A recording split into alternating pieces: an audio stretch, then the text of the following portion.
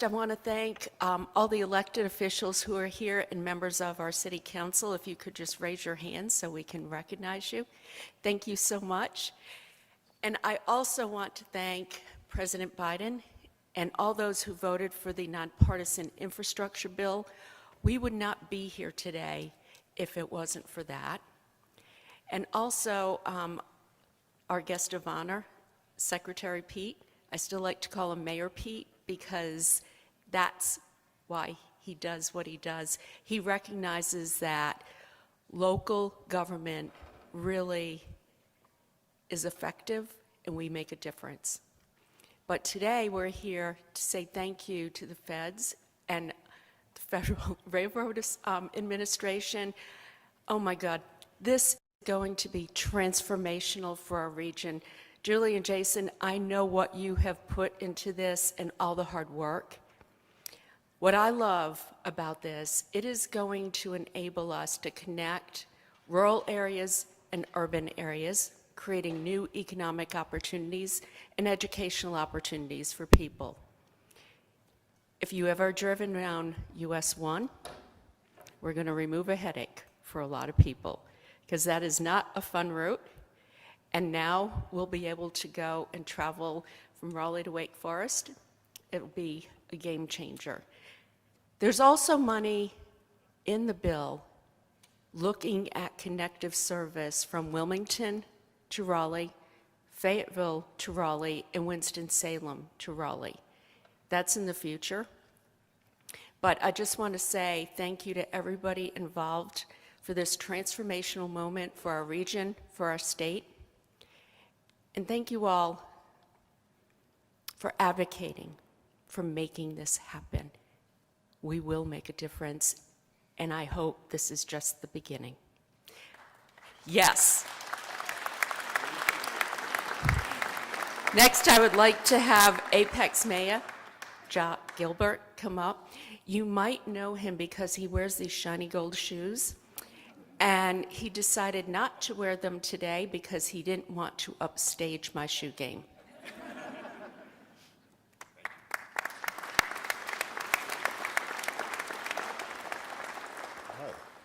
Good morning, Raleigh, North Carolina. I bring you greetings from the peak of good living. It is always an honor to follow my colleague and friend, Mayor Marion Baldwin. Thank you so much. I should have wore the gold shoes for sure, because it's certainly a golden moment here for the state of North Carolina.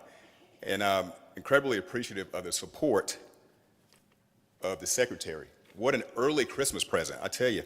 From USDOT and from our work here in North Carolina, this is truly a historic moment. And Mr. Secretary, on behalf of all mayors all across North Carolina, thank you. And Governor Cooper, for your leadership, your incredible partners for Apex, and all of our cities and towns across North Carolina. I want to make 4 quick points. Thank you.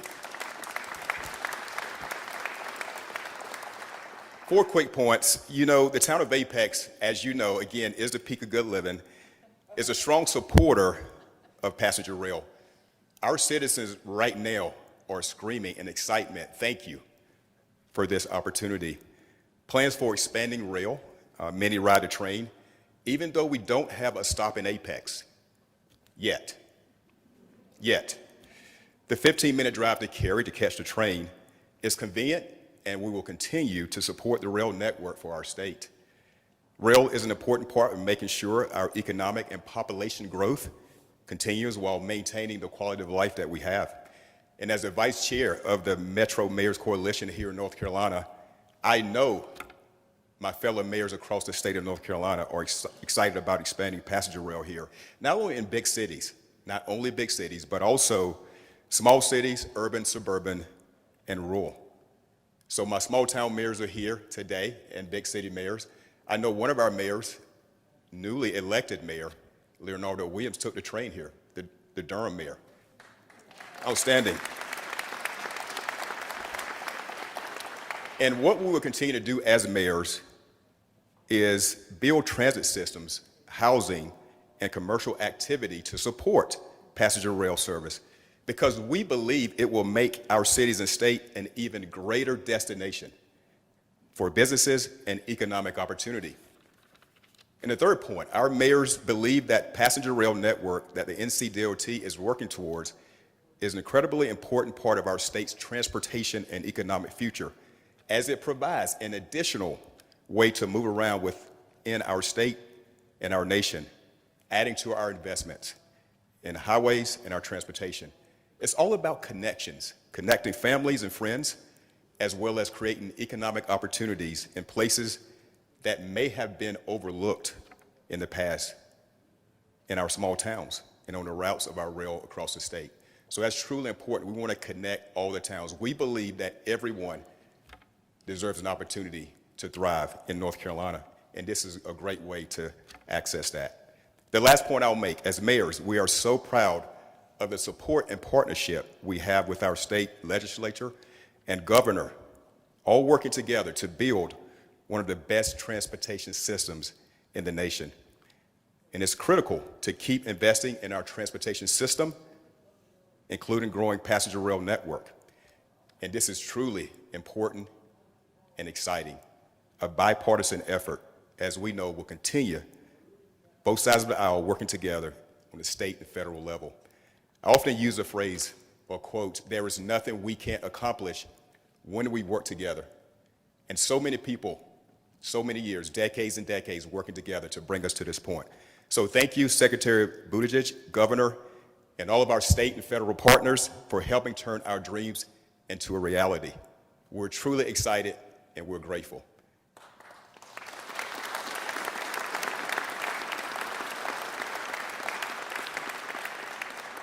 So now I would like to welcome up a truly amazing leader. I had the opportunity of working with this celebrity during his time as the district engineer of District 5.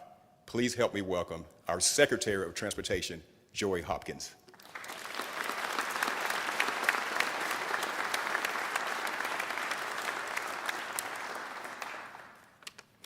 Thank you, Mayor Gilbert, and good morning, everyone. Wow. I look out here, I see former DOT people, former Rail Division people. I see former consultants that are now DOT people. We'll take more, by the way. I see a lot of consultants. Like Mayor Gilbert said, I've worked in this area for many, many years. I've actually helped work on this project, believe it or not, the Tier 1 and Tier 2 EIS. Yeah, many, many meetings. Some of them were fun, but not all of them were fun. But it's really good to be in front of you this morning to celebrate this great opportunity we have. As Mayor Gilbert said, I'm Joey Hopkins, Secretary of Transportation here in North Carolina. I would like to welcome to North Carolina Secretary Buttigieg. A big thank you to you and your team for all the work you're doing to make transportation better for every American. Thank you, Secretary.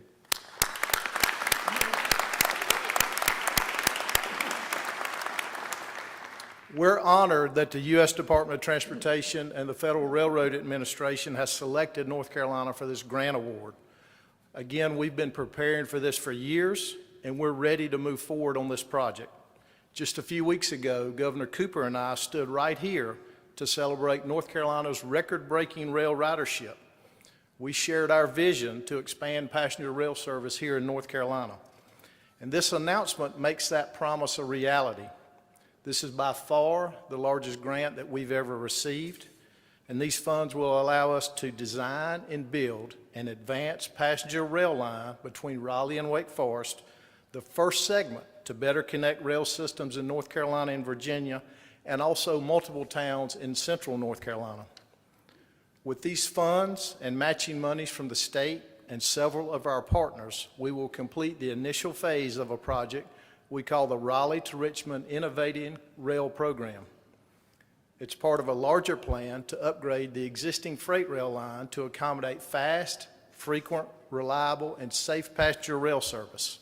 And this project embodies our vision for a multimodal transportation system that works well for everyone.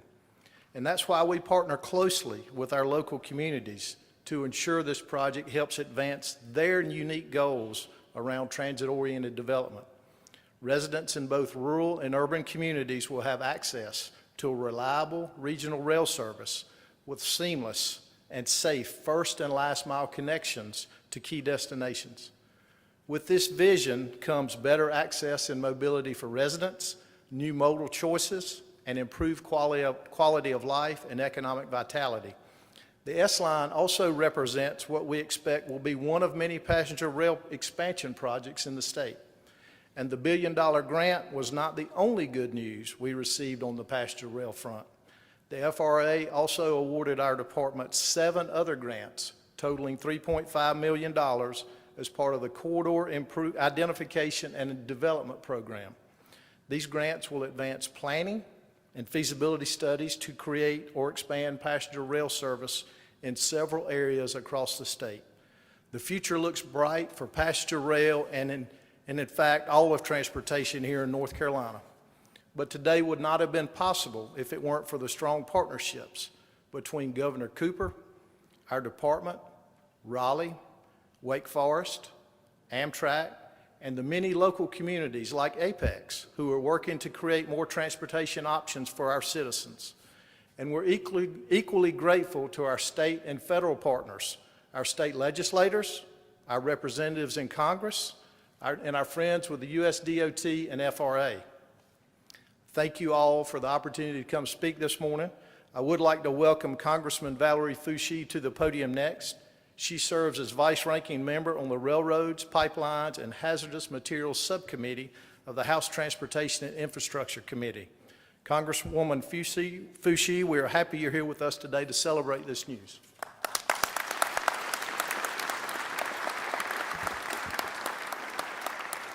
Good morning. Indeed, it is a distinct privilege to be here with you all and Secretary Buttigieg as we gather here to announce the $1 billion grant from the Department of Transportation to develop a new intercity passenger rail route between Raleigh and Richmond. First, I would like to thank the U.S. Department of Transportation, Secretary Buttigieg, and the Biden administration for prioritizing North Carolinians, our local infrastructure, and our local economy. That's right. This route has been a long time coming and is a historic investment which will bolster North Carolina's transportation infrastructure, an effort that I've championed at the state level and expands on the work done by Congressman David Price, my predecessor, to advance this passenger rail route. As a member of the House Committee on Transportation and Infrastructure and the vice-ranking member on the Subcommittee on Railroads, Pipelines, and Hazardous Materials, I know the impact that passenger rail can have on local communities. Passenger rail routes are incredibly important for small businesses and workers throughout our state, allowing for further hiring accessibility and encouraging consumers to travel to Raleigh and this great area and put money back into our local economy. My district, North Carolina's 4th, includes the Research Triangle Park, the largest research park in the nation, and is expected to expand by nearly 80% in the next 40 years. And North Carolina in its entirety has the 3rd highest population growth of all states. With this exponential growth, our local infrastructure is struggling to keep up with the demands that come with the rapid growth in our area, and I am confident that this passenger rail will help further transportation expansion throughout the state while supporting local families and businesses that rely on passenger rail day in and day out. Once again, the Biden-Harris administration, Secretary Buttigieg, and the U.S. Department of Transportation are delivering for North Carolina, and I applaud the dedication to improving our local infrastructure. Thank you again for joining us today, and I look forward to seeing positive changes this passenger rail route will bring to our area for generations to come. And it is indeed my distinct honor to introduce my friend and colleague, Congresswoman Deborah Ross. Well, I think they switched on me. My predecessor, and one who has worked long and tirelessly to see this day come upon us.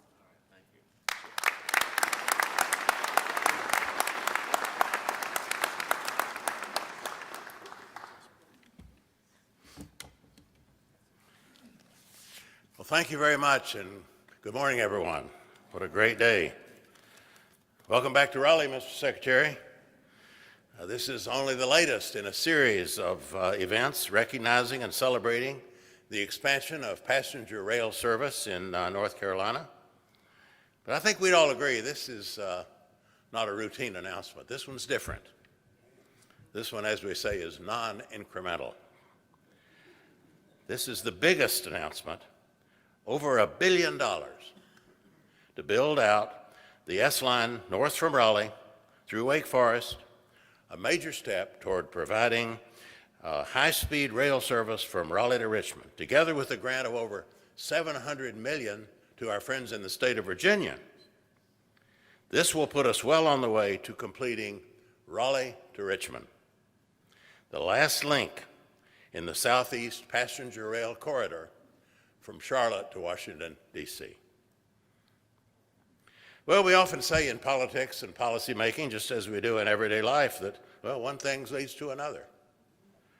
Well, yes, it does. And we recognize that today.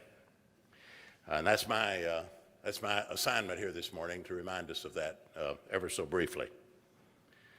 But I just suggest to you, if you'd looked at a map of the eastern United States 15 years ago, tell me, would Raleigh to Richmond have jumped out at you as the most opportune place for the next big federal investment in passenger rail? I don't think so, but today it does jump out at you. This is an opportune investment. It's an investment whose time has come. And that's because of a series of prior investments that have brought us to this point. Actually, it goes back more than 15 years. It goes back to the 1990s. Governor Jim Hunt, other leaders, instituted the state's Amtrak service between Charlotte and Raleigh. For years, we worked on that service. We improved the travel times. We straightened out the roadbed. We often said to each other, it feels like we're doing this one grade crossing at a time. And that is what we were doing. But there was a big break that came. And that was the American Recovery and Reinvestment Act of 2009, which included $8 billion for passenger rail development nationwide, of which North Carolina received $500 million. The state made a wise decision at that point. Invest that entire amount in bringing Raleigh to Charlotte up to speed. The result, you see it today, 5 trains each way, each day. Tell me, why would anyone drive to Charlotte?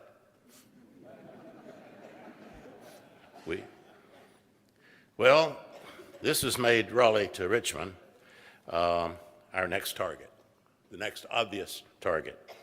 And that's why we're here today. It's something we've undertaken in cooperation with the congressional delegation and other friends in the state of Virginia. When I became chairman of the Transportation Appropriations Subcommittee, I said I wanted to do 2 things. One is I wanted to get increased funding for passenger rail development nationwide, the so-called CRISI account. I wanted to get that account more robust. And then secondly, I wanted to make sure that North Carolina made a strong bid for its share of those funds.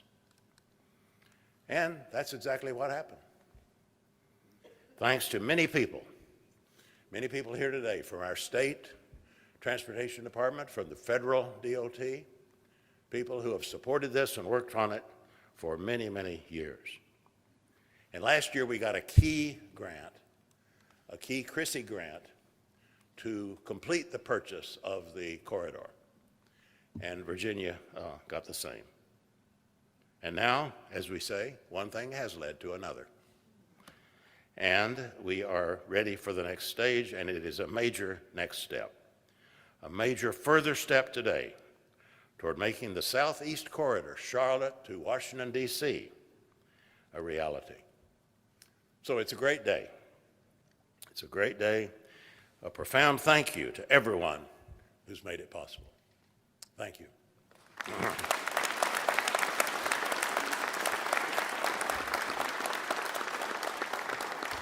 Now it's my pleasure to introduce my former colleague, Congresswoman from the 2nd District, and herself a strong, career-long champion of multimodal transportation, Deborah Ross.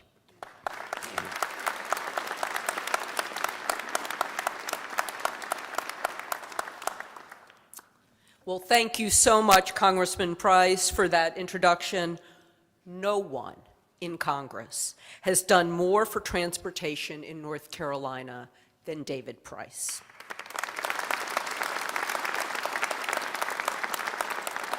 We simply would not be here today without his vision and decades of tireless work. I also want to point out that the mayor of Wake Forest, also a champion of transportation, Vivian Jones, is here. Vivian, please stand up.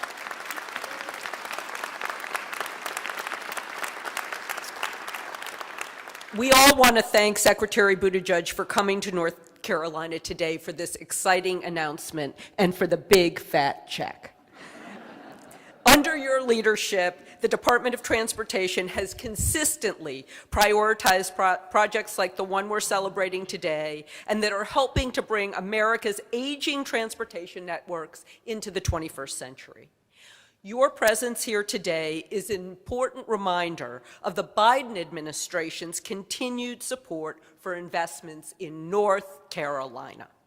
And thank you, Governor Cooper, for your inspirational leadership that helped make a growing state like North Carolina the perfect candidate for transformational federal funding opportunities. And finally, I want to express my appreciation for Mayor Baldwin, also for our Apex Mayor, Jock Gilbert, which I represent, and for Congresswoman Foushee and Secretary Hopkins. Congresswoman Foushee has really hit the ground running, and she's had big shoes to fill. And then I see so many friends in the audience who have been working to make this day possible. There is simply no better place to celebrate this historic investment than Union Station, a symbol of North Carolina's emerging excellence in modern, affordable transportation.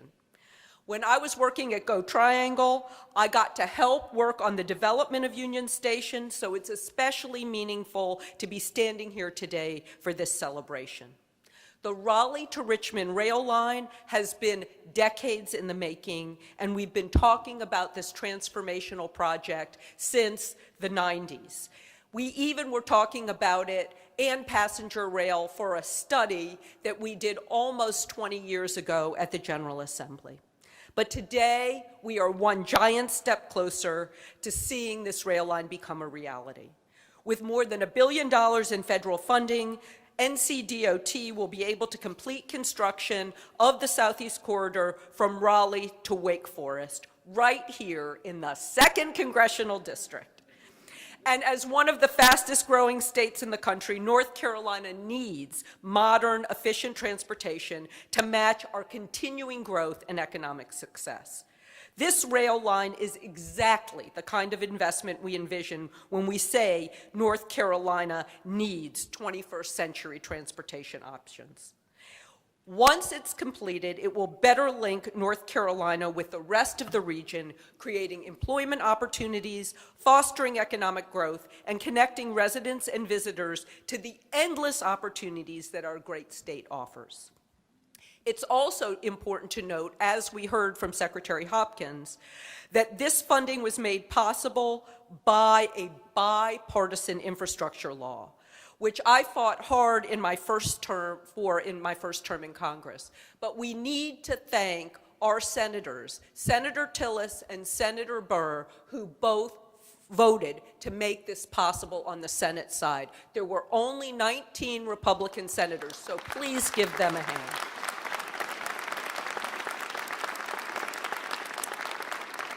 And that bill not only is making this possible, but it is upgrading our roads, our bridges, our water systems, and so much more.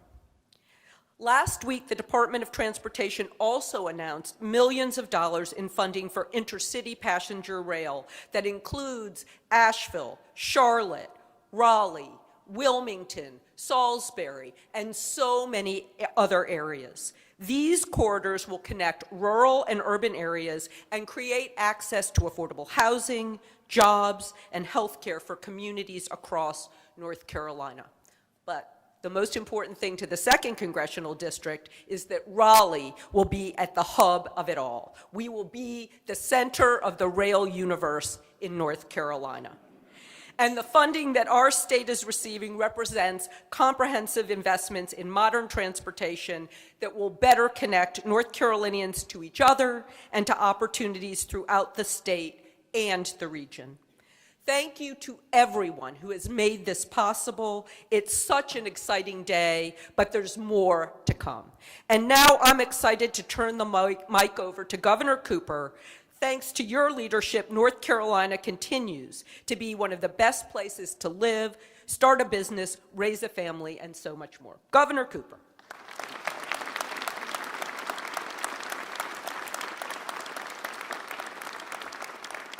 Well, good morning, everybody, and thank you, Congresswoman Ross, Congresswoman Foushee, and the entire congressional delegation for your leadership. Congressman Price, thank you for your decades of dedicated, knowledgeable, persuasive service on behalf of the people of North Carolina.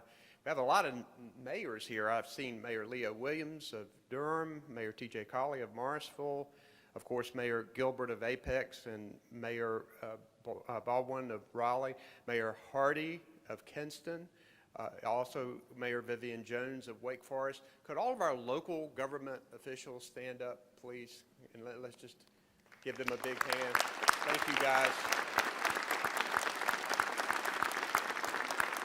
And also, there's several state legislators in the audience. Can you guys stand up, too? Appreciate it. Thank you guys for being here. Secretary Hopkins, grateful for your leadership at DOT, and CEO Gardner of Amtrak, thank you and your Amtrak team for being here. This is real, and this is giving people what they want. North Carolina has become an epicenter of clean energy, and public transportation is an important part of that. People are ready for passenger rail to get them from one place to the next. Secretary Buttigieg was here not long after he became Secretary of Transportation, and we talked about the importance of rail. I met with President Biden quite a bit a number of months ago, and we talked about governors' responsibility to implement in an effective and efficient way this generational investment in our infrastructure, getting people connected to high speed, getting ailing water systems back on track, making sure that we're building roads and bridges and airports and ports, and doing the things that we need to do. But President Biden is a railroad guy, as you know. That's how he commuted to Washington for years, and he was very interested in this project. And I think we should congratulate the Biden administration for pushing this infrastructure plan through. We've been trying to get it through for decades.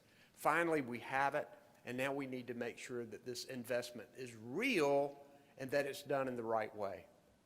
I came a few weeks ago and boarded the train here at Union Station to ride to Greensboro. And I went from car to car talking to people about, hey, where are you going? What you doing? I saw grandparents whose grandchildren are in Charlotte, and they were just getting too old to drive, and the drive was just too much. But now they had found the train, and it was so easy for them to get on the train and to see their grandchildren in Charlotte. I talked to a couple of students who were on their way from back home to college, that it was an easy way for them to get to there. I talked to one who was at UNC Greensboro, one who was at A&T, one who was at Guilford College. They were all going home. I saw a family sitting together, 3 kids and the mom and the dad, and they were going on a vacation, and they were taking the train, and they were having the best time. I talked to people going back and forth to work. I just was amazed at how many people love passenger rail. We're setting records in North Carolina for people getting on the train and going from one place to the next. That's what this is about, getting people from one place to the next in an easier, faster, and cleaner way. Connecting cities and more rural communities, reducing congestion on our highways, helping reduce the carbon emissions. It's more economical. It unlocks opportunities for people with disabilities that can't drive. It's an amazing thing, and this is an amazing investment. But I'm so grateful for our federal partners and to have a secretary who really understands this, who's whip smart, who gets into the details. This was a very competitive grant. We had a lot of places across the country that wanted to do this, and North Carolina won out. And I was grateful that the Department of Transportation saw the potential here and the fact that we were going to do this in an effective and efficient way. And Congressman Price, like he always says, I like this. This is the latest in a series. So, Mr. Secretary, this is the latest in a series because we know that there are going to need to be more investments here to make this a reality at the end of the day, making sure that Raleigh is connected to Richmond and to Washington, D.C., and to the Northeast Corridor, helping to increase our economy. It's an exciting time to be in the best state in the country, the 3rd fastest growing state in the country, the best state in the country to do business. And we are delighted today to welcome our Secretary of Transportation, a man who is a Navy veteran, who led his city of South Bend, who has tackled supply chain issues as Secretary of Transportation and is now implementing probably the largest investment in transportation in history. We're always glad to have him in North Carolina. Our Secretary of the Department of Transportation, Pete Buttigieg.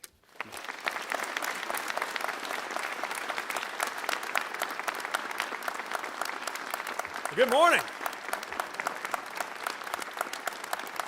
Thank you, first of all, thank you so much, Governor Cooper. I think you all know this, but just in case you don't, your governor is admired far beyond the state line of North Carolina, somebody who has led with courage, with grace, with insight and compassion in a way that I admire and so many do. And a bit more tactically, I should mention that this program is called the Fed-State Partnership, but just about every big federal investment we make is a federal-state partnership, whether it's what's going on here or the funding going to improve 84 or the work on the Alligator River Bridge or any of the smaller grants that are hitting communities of all sizes. So much of that depends on the leadership of a governor who understands the importance of infrastructure. So thank you for your partnership on that. Secretary Hopkins, congratulations on taking on this role, and no pressure, but we're looking forward to working with you and your team to deliver. I'm so glad to be surrounded by mayors as a former mayor. I want to thank the mayor for welcoming us to town, and the mayor of Apex, all of the mayors who are part of this. Mayor Jones, sorry about what my Irish did to the Deacons a few weeks ago. We really needed that win.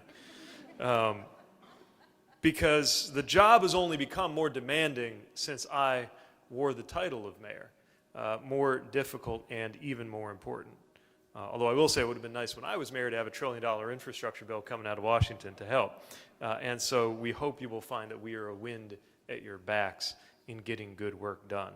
So pleased to be with state legislators who have been working on this for years, sometimes decades. My old friend Greer Martin reminded me that he was working on this 15 years ago. So many of you were, when these were just designs on a piece of paper. I want to thank Congresswoman Fucci, who has immediately become a respected voice on transportation, leading good work, advocating for her district. And I'm not just saying that because she's on the committee that oversees my work. We really appreciate the partnership that we have with you. Congresswoman Ross, who did so much to help us get here in the first place, and whose leadership is only going to be more important as we move forward trying to sustain the funding for so many good things we're doing around the country. And who was right to acknowledge the bipartisan work that helped us get here. I had a nice conversation with Senator Tillis about this good news, and with Senator Burr, he made one of the few states with 2 Republican senators to cross party lines and work with President Biden, work with us, work with Democrats to get this done. And so thankful to other members who couldn't be here, Representative Davis, who I know has been so supportive, and Representative Price. America is so fortunate that you were leading transportation appropriations at the moment that this bill became a reality.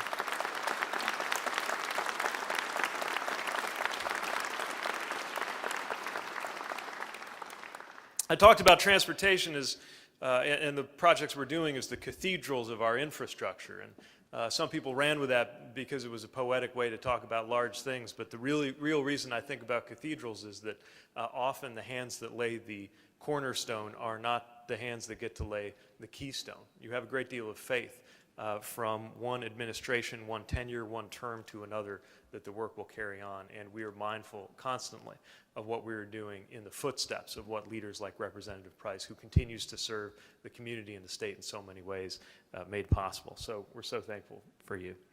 And I'm so glad to be joined by the CEO of Amtrak. Again, no pressure. We got a lot of work to do together. And lastly, just want to shout out our own team at the Federal Rail Administration. Our deputy administrators here, Jennifer Mitchell, they have moved mountains, bureaucratic mountains, to make sure that we could get this done and get this funding out. Again, no pressure. I'm feeling just a little bit of pressure because when President Biden invited me to take this job, I mentioned that ordinarily, I knew I was going to be the biggest passenger rail enthusiast in any room I was in, but not in this case, that I could only hope to be the second biggest passenger rail person in this administration. And this is something that he cares a great deal about. This is something communities care a great deal about. I can feel it and see it in the turnout of everybody who has taken the time to be with us this morning and be part of a historic moment in the development of American passenger rail and in the development of infrastructure for North Carolina. And in many ways, it's a full circle moment because rail helped make our communities what they are. Communities like Raleigh, from communities like Raleigh to communities like Sanford to communities like South Bend, Indiana, where I grew up. Passenger rail is a huge part of what made them possible. And yet, for decades now, the U.S. has lagged behind other developed countries when it comes to rail. So many of us, so many of the students who are here and have a chance to study abroad and come back, take that Euro-rail pass or see what's going on in East Asia and come back and think, why can't we have nice things when it comes to passenger rail? And the answer, of course, is you get what you pay for. And it has been decades since America properly invested in the standard of service, the speed, the reliability, the experience that we ought to have. That's changed. That's changed thanks to President Biden's leadership, thanks to the leadership of so many who are joining today. And that is why I am in a position to now have the great pleasure of announcing that we're delivering $8.2 billion for passenger rail projects around the country.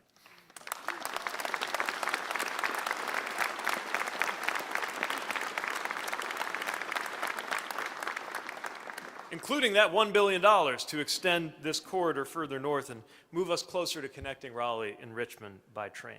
It's a generational undertaking. It won't get done overnight, but it will be done swiftly. And with this funding, North Carolina will be able to bring that new train service connecting Raleigh to Wake Forest, upgrading tracks, improving safety at several railroad crossings, and laying the groundwork for a key section of the Southeast Corridor that, when complete, will connect Raleigh to Richmond, Washington, D.C., and the Northeast Corridor. There's a lot to love about this project. First of all, the fast, affordable way for people to get around. That means job opportunities. It means business potential. It means economic growth. Think about all the opportunity on that northeast corridor that only exists because of the rail service there, and what a fully functional southeast corridor could mean to extend that kind of opportunity for communities like those in this region. And not just big cities. It's new economic opportunities for rural communities in North Carolina and Virginia. And before the project is even complete, opportunities working on building it. And then easier commutes for people who are going to take the train. And I've heard US 1 invoked more than once this morning. Even if you don't use the train, you're going to be better off because of all the people who do and the congestion that is reduced when that happens. It is a true example of a win-win. And this is one of just 10 projects that we're funding across the country. A high-speed rail corridor between Las Vegas and Southern California, which stands to serve 11 million passengers. Extensions of the Keystone Corridor between Pennsylvania and Pittsburgh. Projects from Maine to Montana to Chicago Union Station, but this is one of the biggest, and you've got a lot to be proud of because this was a very competitive process. And all of that stands alongside the funding we announced a few weeks ago to improve rail service along that northeast corridor. And we're already looking ahead to what's next, which is why I'm glad there's been much mention made this morning of the Corridor ID program. It won't make quite the same splash in the headlines because we're talking about 6- and 7-figure grants, not $10 billion grants yet. What we have there is a comprehensive plan to make it easier to expand passenger rail lines in 44 states with a planning program that reshapes how we approach intercity passenger rail across the country. We chose 69 promising projects, some of them upgrading existing routes, some of them adding new extensions, some of them looking at how to bring new opportunities for high-speed rail onto American soil. From the Twin Cities in Duluth, getting connected in Minnesota, to Phoenix and Tucson in Arizona, to Baton Rouge to New Orleans in Louisiana, all over the country, opportunity for passenger rail. Because it is, for so many Americans, going to be a better way to get around, a safer way to get around, a cleaner way to get around, a more convenient way to get around. And we're going to be working with local and state governments and the railroads to bring these projects to life. Bottom line is that under President Biden's leadership, we're finally delivering the world-class passenger rail service that Americans ought to have. We're making it easier and more affordable to do all of the different things that Governor Cooper described people taking to the rails in order to do. And none of it would be possible without leadership like that shown here. So we are thrilled to be at your side working to get this done. I can't wait, having been here a couple of years ago while we were still making the case for that bill, which, by the way, didn't just happen. It's so easy now to have a hard time imagining it any other way, but it took pushing and pushing and pushing to make that happen. But if the last time I was here was talking about what might be possible if we got that bill done, and this time we're here celebrating what's happening with that $1 billion in funding and the other planning projects that we're supporting. I can't wait to picture what is going to be true by the next time, hopefully not too far in the future, that I have a chance to visit you in North Carolina. Keep up the great work. Congratulations again, and thank you for the chance to join you and celebrate today. Thanks very much.